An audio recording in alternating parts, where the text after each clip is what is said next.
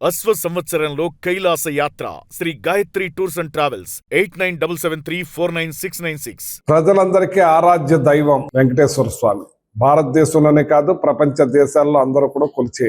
అందులో ముఖ్యంగా స్వామివారి ప్రసాదం లడ్డూ ప్రసాదం చరిత్ర నుంచి కూడా ఆ ప్రసాదాన్ని పవిత్రంగా భావిస్తారు. ఆ కొండ దర్శనం చేసుకొచ్చి ఆ ప్రసాదాన్ని తెచ్చుకుని మళ్ళీ సాటర్డే మళ్ళీ ఇక్కడ స్వామికి దండం పెట్టుకుని ప్రతి ఇంటి చుట్టుపక్కల అందరికీ కూడా ఆ ప్రసాదాన్ని పరమ పవిత్రంగా దాన్ని భావించి తీసుకుంటారు. దానికోసం ఎదురు చూస్తారు. అటువంటి లడ్డూ ప్రసాదం మీద ముఖ్యమంత్రి 45 ఏళ్ల ఇండస్ట్రీ చంద్రబాబు నాయుడు గారు ఎంతో దుర్మార్గంగా జగన్మోహన్ రెడ్డి గారిని టార్గెట్ చేయటం కోసం వెంకటేశ్వర స్వామిని అడ్డం పెట్టుకున్నారంటే అసలు ఆ దైవం పట్ల మీకేముందని చెప్పి నేను అడుగుతున్నా. ఆ ప్రసాదంలో జంతు కొవ్వు, పంది కొవ్వు, గొడ్డు మాంసం, చాపాయిలు కలిసిందని చెప్పి 1.5 year నుంచి ఇష్టం వచ్చినట్టు ప్రచారం చేస్తా ఉన్నారు.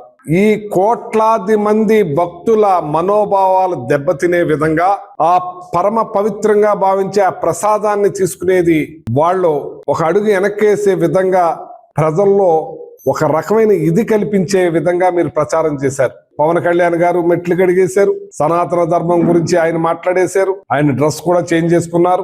నిన్నో మొన్న చూసాం తమ్ముడు గారు కూడా సనాతన ధర్మంలోకి వచ్చేసారు. అంతకుముందు ఆయన ట్విట్టర్లో అన్నిటిలో కూడా అసలు దేవుడు లేడు, దేవుణ్ణి దేవుణ్ణే ఉరితీస్తానన్నాడు ఆయన. అటువంటి వ్యక్తి కూడా సనాతన ధర్మంలోకి వచ్చేసారు. అంటే ఇది సినిమా కాదు బాబు, యాక్టింగ్ మీరు సినిమాల్లో చేయండి, వాస్తవాల్లోకి వచ్చి మాట్లాడుతూ నేర్చుకోండి. ఇంచేదంటే ప్రజల మనోభావాల మీద ఆధారపడి ఉంది. మీరు ఇలాంటి అల్లరి చేస్తున్నారు. ఈ 1,00,000 లడ్డూలని అయోధ్యకి పంపించారని దాని మీద కూడా దుష్ప్రచారం చేస్తే ఇవి భరించలేక సుబ్బారెడ్డి గారు సుప్రీంకోర్టులో వేయటం జరిగింది. న్యాయం చేయండి, అవసరమైతే శిక్షించండి తప్పు చేసుంటే అని.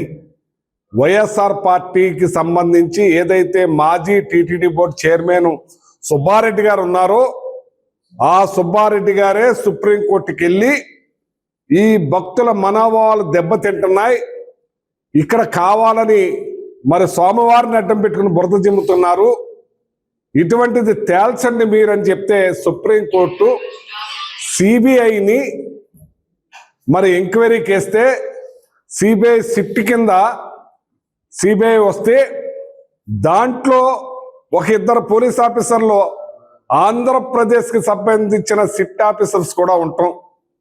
వాళ్ళ కలిపి దీన్ని వెనక్కి తీసే కార్యక్రమం చేసి ఏసీపీ కోర్టుకి సబ్మిట్ చేస్తే ఇందులో జంతు కొవ్వు లేదు, పంది కొవ్వు లేదు, అలాగే చాప ఆయిల్ లేదు అని తేల్చటం జరిగింది. ఇవాళ అదిగా క్లియర్గా ఇచ్చినప్పుడు ఇవాళ భక్తుల మనోభావాలు ఎంత దెబ్బతిన్నాయి. ఇవాళ ప్రజలు, రాష్ట్ర ప్రజలు, దేశ ప్రజలు, ప్రపంచంలో ఉన్న వాళ్ళందరూ కూడా ఈ దేవుణ్ణి కొలిసే వాళ్ళందరూ కూడా ఎంత మనోవేదనకి గురయ్యారు. మళ్ళీ దాన్ని కప్పిపుచ్చుకుంటానికి, దాన్ని మళ్ళీ ఇది చేయటానికి 2 సంవత్సరాలు అయిపోతుంది. అసలు ఈ డైరీ ఎక్కడి నుంచి వచ్చింది? మీ టైములో వైష్ణవి డైరీ, ఏఆర్ డైరీ, బోలే బాబా డైరీ మీ టైంలో వచ్చిన డైరీలే కదా ఈ కంటిన్యూ అవుతున్నాయి. మీరప్పుడు 276 రూపాయలు కిలో ఎలా ఇవ్వగలిగారు? తర్వాత 320 రూపాయలు చేశారు. తర్వాత 336 రూపాయలు చేసినట్టున్నారు. ఈ కంపెనీల్ని చాలా, ఈ బోలో బాబా డైరీని 37 ట్యాంకర్స్ రిజెక్ట్ చేయటం జరిగింది జగన్మోహన్ రెడ్డి గారి టైంలో. అది బ్లాక్ లిస్ట్లో కూడా పెడతాం జరిగింది. మరి మీరు మీ టైంలోనే వాళ్ళు తీసుకొచ్చారు కదా. ఏదైతే సింగాలు ఉన్నారో అప్పుడు ఈవోగా ఆ టైంలో వచ్చిన ఈ బోలే బాబా డైరీ, మళ్ళీ ఆ సింగాల్నే మీరు తీసుకొచ్చి పెట్టుకున్నారు. మళ్ళీ ఆ సింగాల్నే పంపించేయటం జరిగింది. ఏదైతే మరి ఆ ఈవోగా గతంలో మరి ఉన్న అతన్ని కూడా మీరు పంపించేయటం జరిగింది. అంటే మీ ఇష్టానుసారంగా నడవకపోతే, మీరు రాసిచ్చింది చదవకపోతే మీరు పంపేసే కార్యక్రమం చేస్తారన్నమాట.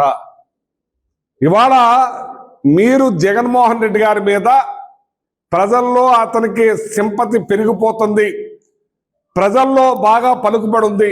సరే మీరు ఈవీఎంల ద్వారానో దేని ద్వారానో గెలిచారు, కానీ అతన్ని ఎలాగా అనగదొక్కాలి, ఎలాగ అతన్ని అందరినీ అన్పాపులర్ చేయాలనే దాని మీద 2 సంవత్సరాలు మీ పరిపాలన జరిగినా ఇంకా జగన్మోహన్ రెడ్డి గారి జపం జరుగుతూ ఏదైతే మీరు ఈ కోర్టు ఇచ్చిందో ఇందులో జంతు కొవ్వు లేదు, పంది కొవ్వు లేదు, చేపాయిలు లేదని చెప్పారో దాని మీద మా పార్టీ గుళ్ళకెళ్ళి మరి ప్రతి గుళ్ళను మొక్కుకుని రావాలని చెప్తే దాని మీద మీరు ఫ్లెక్సీలు కూడా పెట్టారు ఇంకా ఉందని.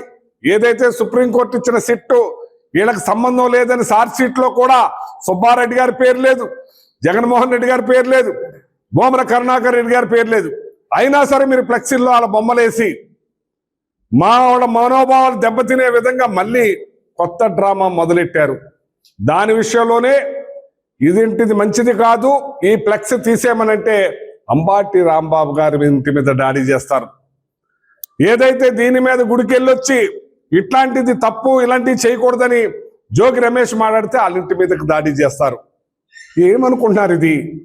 ఇది ప్రజాస్వామ్యం అనుకుంటున్నారా? ఇది ప్రజాస్వామ్య దేశం, రాచరికం కాదు ఇది. మీరు రాచరికంలో ఉన్నాం, ఈ రాజ్యాన్ని మనం జయించుకున్నాం, ఇక మనమే శాశ్వతం, మేము ఎవరి మీదైనా సరే మేము కక్ష సాధింపులు చేస్తాం, ఎవరినైనా సరే మేము చంపుతాం, ఎవరి ఇంటి మీదకైనా దాడి చేస్తాం పెట్రోల్ బాంబులతోటని ఏమనుకుంటున్నారు? ఓ పక్కన కాపులకు సంబంధించిన అంబాటి రాంబాబు మీద దాడి చేస్తారా? ఒక బీసీ వర్గానికి బలహీన వర్గానికి సంబంధించిన జోగి రమేష్ మీద దాడి చేస్తారా? ఇంకా అందరి మీద దాడి చేయటాన్ని చూస్తారా? ఏంటి అని నేను అడుగుతున్నాను. నేను కలియుగ వెంకటేశ్వర స్వామితో పెట్టుకోకండి. మీరు చెప్పిన జంతు కవ్వు లేదు, ఇది మీరు ముక్కు నేలకు రాసి క్షమాపణ కోరాలి స్వామిని, అప్పుడే మిమ్మల్ని క్షమిస్తాడని చెప్పి తెలుస్తున్నాను. మళ్ళీ కొత్తగా బాత్రూములు కడిగే ఫినాయిల్ లాంటివి కలిపారు, మరి ఆర్బిక్ లాంటిది ఏదో కలిపారని ఏం మాట్లాడుతున్నారయ్యా చంద్రబాబు నాయుడు గారు? తప్పు మీద తప్పు, తప్పు మీద తప్పు, అపచారం చేసుకుంటా పోతున్నారే. ఇవాళ రాష్ట్ర ప్రజలే కాదు, దేశ ప్రజలే కాదు, ప్రపంచంలో ఉన్న తెలుగు వాళ్లే కాదు, ఈ స్వామిని నమ్ముకున్న విదేశస్తులే కాదు, మిమ్మల్ని అసహించుకుంటున్నారు. మీరు మొన్న అందరూ కూర్చున్నారు, మీలో పాపభీతి కనపడుతుంది, మీలో చాలా భయం కనపడుతుంది. స్వామివారితో మనం ఆడుకుంటున్నామని చెప్పి ఆయన మన ఆయన అన్నారు, శ్రావణ్ కుమార్, జలా శ్రావణ్ కుమార్, నెత్తురు చుక్క కనపడతలేదు మీ ముఖాల్లోని, కానీ మీరు పడుకున్నా నిద్రపోయినా ఆ స్వామి మిమ్మల్ని గుర్తుకొస్తాడని చెప్పి ఆ స్వామి మీరు ఇలాంటి మాటలు మాట్లాడితే ఆయన క్షమించడని చెప్పి ఈ సందర్భంగా తెలియజేస్తూ, అలాగే శ్రీనివాస్ వర్మ గారు, ఇక్కడ శ్రీనివాస్ వర్మ గారు కూడా దాని మీద మాట్లాడుతున్నారు. మీ సుప్రీంకోర్టు హైయెస్ట్ న్యాయస్థానం సుప్రీంకోర్టు వేసిన సిట్టుని కాదంటారా మీరు? మీ సిబిఐ, మీ ప్రభుత్వానికి సంబంధించిన సిబిఐ వేస్తే దాంట్లో లేదని వస్తే మళ్ళీ దాన్ని బొకాయి ఇచ్చేస్తారా వర్మ గారు? మీ పార్లమెంట్లో వర్మ గారు, మీరు సనాతన ధర్మం అనే వర్మ గారు, మీరు ఆర్ఎస్ఎస్ బ్యాక్గ్రౌండ్ నుంచి వచ్చి ఎంపీగా మంత్రిగా అయిన వర్మ గారు, మీ పార్లమెంట్లో గోవులు కటింగ్ చేస్తున్నారు, తణుకులో గోవులను కటింగ్ చేస్తున్నారు. 1,85,000 కేజీల గోమాంసం పట్టుకున్నారే, దాని మీద మీ నోరు పెగలతాలేదేంటి? దాని మీద మాట్లాడరేంటి? పట్టుకున్నది కూడా మీ సంస్థలే కదా, కేంద్ర ప్రభుత్వానికి సంబంధించిన సంస్థల్ని. గోమాంసం, గోహత్య, బ్రహ్మహత్య మహాపాతకం అన్నారు. కలపని నెయ్యి గురించి మాట్లాడతారు, కలవలేదని వచ్చిన దాని గురించి మాట్లాడతారు.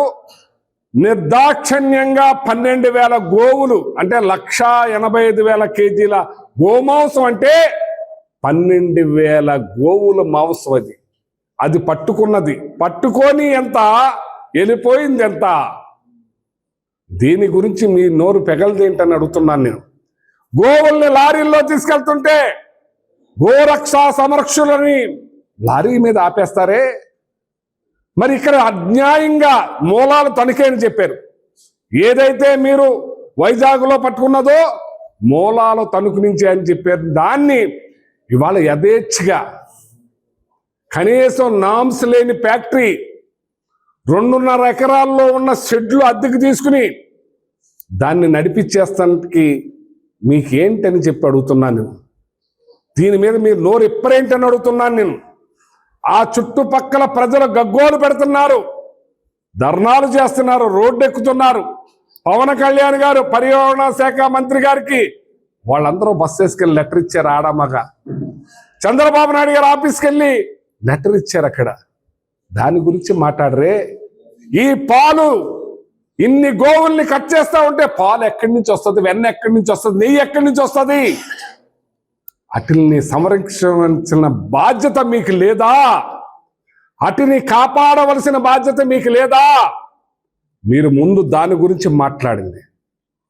మీరు నెయ్యి గురించి, లడ్డు గురించి ఇప్పటికే పాపం పెరిగిపోయింది. మీరు మాట్లాడే అర్హత లేదు. ఆ దేవుడు క్షమించడం మిమ్మల్ని.